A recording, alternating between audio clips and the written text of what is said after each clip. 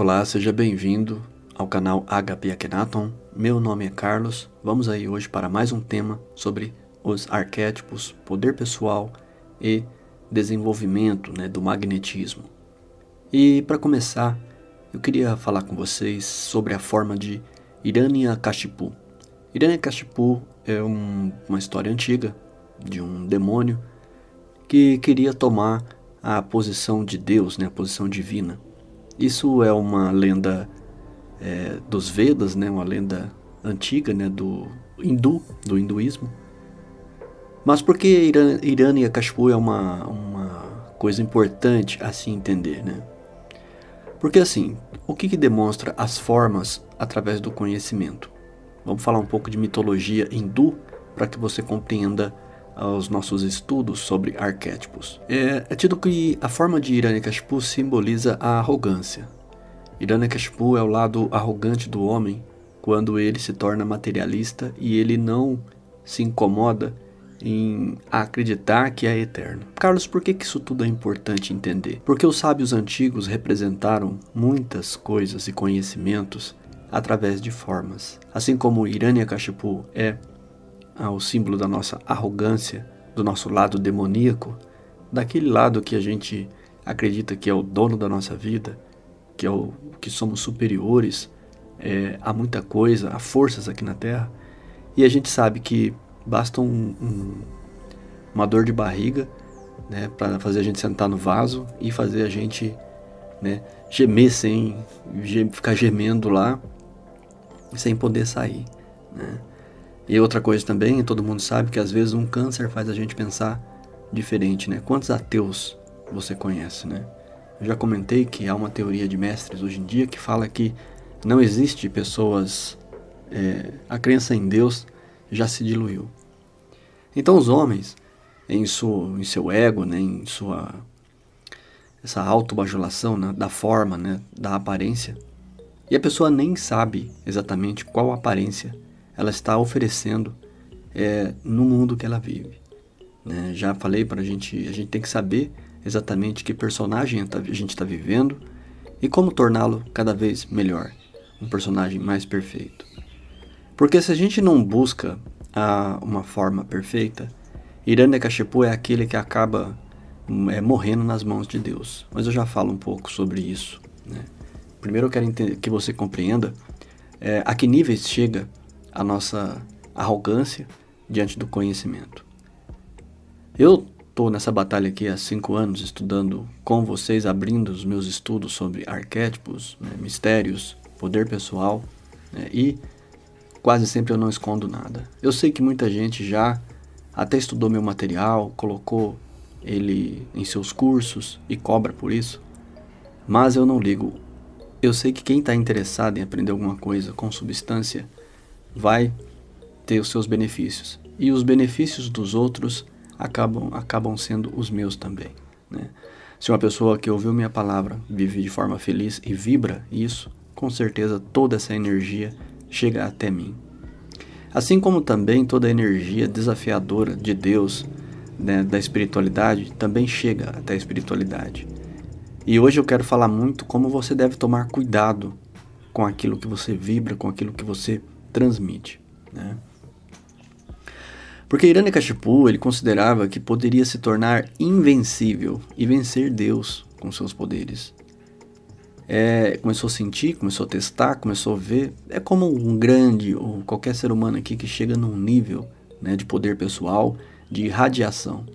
Lembre-se que eu sempre falo, a gente deve carregar Deus em nossos ombros, para que a gente afunde na lama da terra. Não tem um corpo aqui que não vai se acabar como semente. A questão é o que você vai germinar depois dessa morte.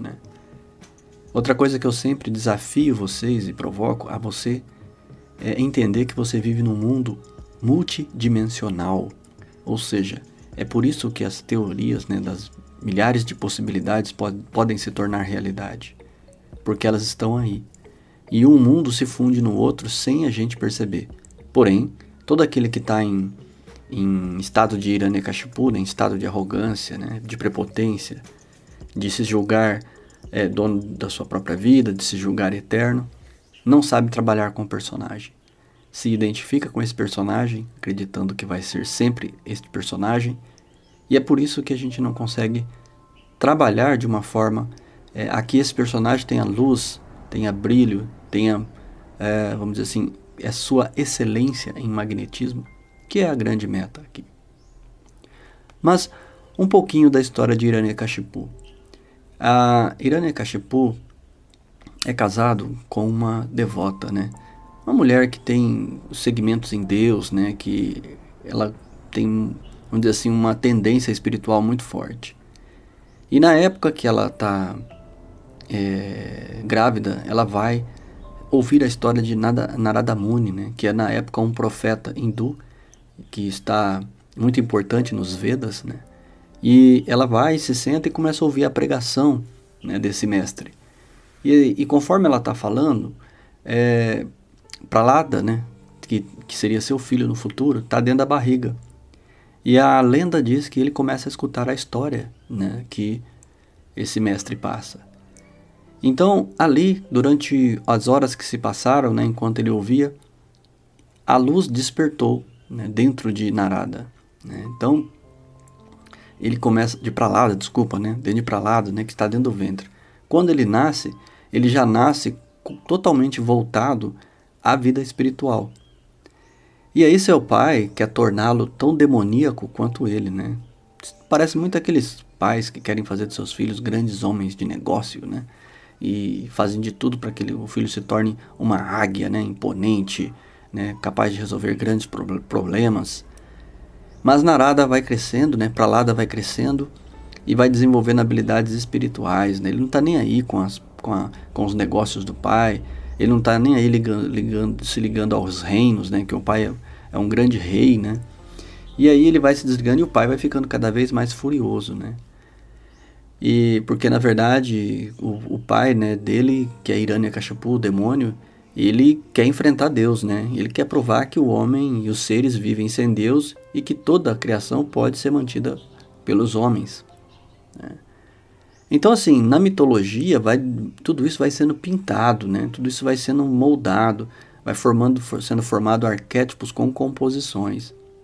Mas tem um momento da história que ele começa a tentar matar o próprio filho, né? E aí ele vai tentando, e à medida que um dia ele traz o filho para dentro do palácio, né, para matar o filho, e ele começa a falar pro filho, mas quem é esse Deus que você tanto prega, né?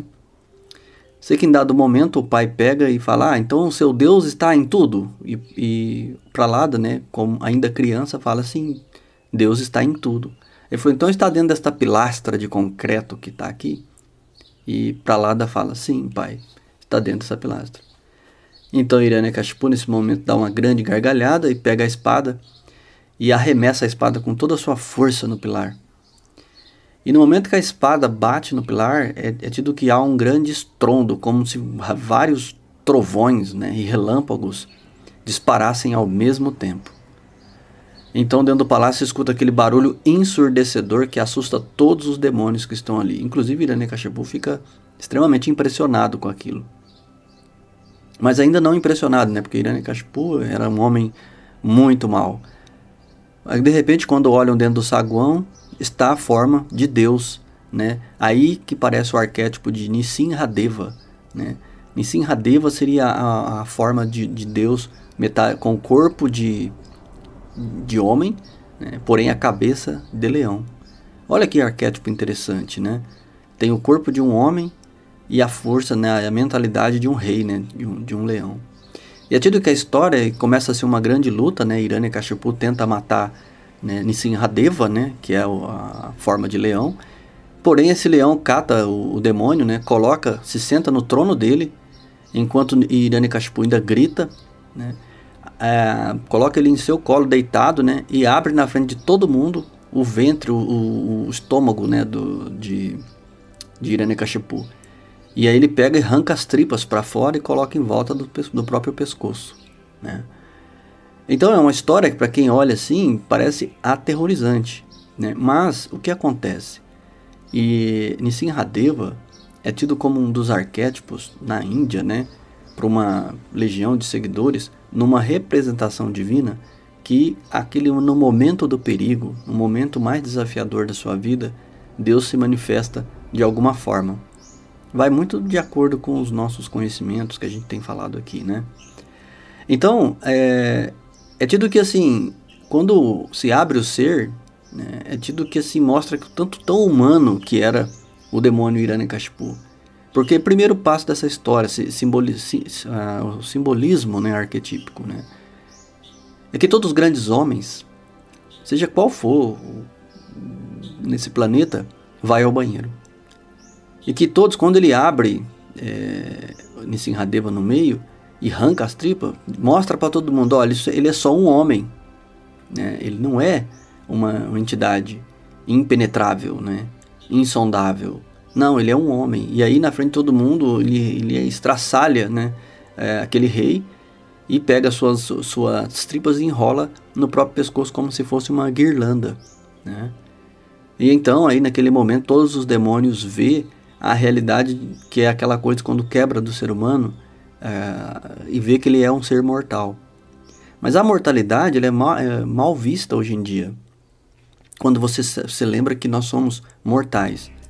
Porém, aqueles que seguem o canal HP Akhenaton já sabem que numa das regras que a gente tem é que por isso que a gente pode desenvolver o personagem, consegue fazer o melhor que a gente pode com o personagem. Por quê? Sabe que ele tem um tempo limitado. Então nossa projeção, o nosso sentido, ele tem fases. A fase do trabalho, depois você incorpora o arquétipo do aposentado, que sabe viver a vida do melhor jeito de um aposentado, né? Então você sempre vai ser desafiado, porém sempre você vai ser melhor do que os medianos, daqueles que conseguem fazer o quê? Você vai aposentar e vai jogar dama na praça? Ou quando você aposentar você vai ter tempo para ler grandes livros, fazer grandes trabalhos? Ou você vai ter a proposta de ser este aluno HP Akhenaton e vai ser este mago da magia natural? Eu desafio você a pensar um pouco sobre isso. Que tipo de homem ou mulher você quer ser, né? Que tipo de pessoa você quer ser, né? Uma pessoa que desafia as leis divinas, né, para acabar sendo de forma arrogante, para acabar sendo um dia que a doença chegar, seja ela qual for, um câncer, alguma doença, ou a velhice propriamente dita, e mostrar para você, esfregar na sua cara que você não é nada, que você é um ser mortal, ou você vivenciando todos os personagens, no final você sabe que fez um bom trabalho, desenvolveu os personagens e que agora você vai viver outra forma, a sua forma espiritual. Quando você sair do corpo, você sabe que todo o teu conhecimento se torna na sua forma. Tudo aquilo que você entendeu se torna a sua forma. Todo o seu estado de consciência se torna a sua forma. Se você precisa voltar nesse mundo ou ir para outro mundo, com certeza é muito melhor você ter uma consciência elevada, pois isso vai se transmutar na sua própria aparência do seu corpo espiritual, né? Esse é um dos grandes pontos da Cabala, e acho que eu quero um dia fazer um curso com os membros aqui, né? Pelo menos um curso básico sobre o caminho do mago, né? Que tem muito a ver com a Cabala, né? Mas como forma de entendimento também, nada além disso. Então a proposta é que no futuro você seja esse sábio, esse patriarca, essa matriarca, né? Esse grande conselheiro, essa pessoa que tem muito mais do que os medianos, né? Em vez de ficar falando sobre as fofocas do bairro, da vila, né? do que aconteceu no jornal, você traz notícias de longe, você viajou, você passeou, né? Você tem algo, você tem visitas na sua casa porque você tem magnetismo. As pessoas vão até você te ouvir. As pessoas vão até você para aprender alguma coisa. E é tido que você pode influenciar vivos e até quem está chegando agora dentro da barriga de uma mãe, como diria. Por quê? Porque tudo é estado vibratório. Seu estado vibratório que dita as regras. Então, quando a gente vê essas formas como Hiranyakashipu, né, e Nrsimhadeva, você percebe que há muito significado em todas essas histórias. Se você for humilde o suficiente para estar aberto e continuar a ver sistematicamente, você vai começar a ver, às vezes, Deus se manifestar em coisas assim que você nem espera. E aí sua vida se torna mais rica, porque ele também quer viver essa experiência através dos seus olhos. E isso torna você extremamente responsável com a energia divina. Esse é somente um bate-papo para a gente alavancar nosso estado de consciência, mas só um ponto. Eu tenho um amigo que ele é muito devoto, né, dessa forma de Simhadeva. E uma vez no Rio de Janeiro, um cara, né, viu ele tocando os instrumentos lá indianos, e chegou nele e falou: olha, cara, eu não vou com a tua cara e vou bater em você. Do nada, o cara desafiou ele e ele não queria brigar com ninguém, tava com os instrumentos musicais, né? Ele é bem pacífico. E por fim o cara falou: não, eu vou arrebentar esse cara aí, porque esse cara é muito folgado, esses caras aí vêm cantar música aqui e acha que é o quê? Né? O cara tava sem camisa, né? Aqueles caras bem folgado. E aí, sei que num dado momento ele pegou esse amigo, empurrou na parede de um quiosque e falou: ó, meu, pode se preparar que agora eu vou arrebentar você. Tentando causar uma intimidação nesse amigo, né? E muito tranquilo, ele olhou pro cara e começou, simplesmente falou: tudo bem, você vai me bater, não tem o que fazer. E aí ele começa a cantar um mantra, né? De Nrsimhadeva, né? Então ele fala que na hora ele mentalizou a forma de Nrsimhadeva, né? E começou a rezar para Deus, né? Nessa forma, né? Então conforme ele rezava, ele mentalizava a forma de Deus na forma de homem e leão, né? Que Deus o ajudasse a passar por aquele momento de tribulação, né? E então quando ele começa a cantar, num dado momento o cara que ia bater nele fica olhando para os olhos dele, né? E ele olhando para os olhos do cara. E aí naquele momento, em vez dele bater no cara, ele começa a chorar. Ele começa simplesmente a chorar e, tipo, se arrepender naquele momento de ter causado aquele transtorno pro devoto, né? Ou seja, ele naquele momento alguma coisa muito forte tocou aquele cara que eu ia agredi-lo, né? Então, às vezes, nós, mesmo no momento mais desesperador, acontece alguma coisa. E a gente tem que acreditar nisso, que é o momento em que o demônio, na arrogância dele, ele bate no pilar com a espada, dizendo: Deus está aqui. Então Deus surge. Então, o que mostra essa história, né? Pra gente aqui, né, do Ocidente, que Deus está em tudo. De repente você busca uma resposta e você está num ponto de ônibus, né?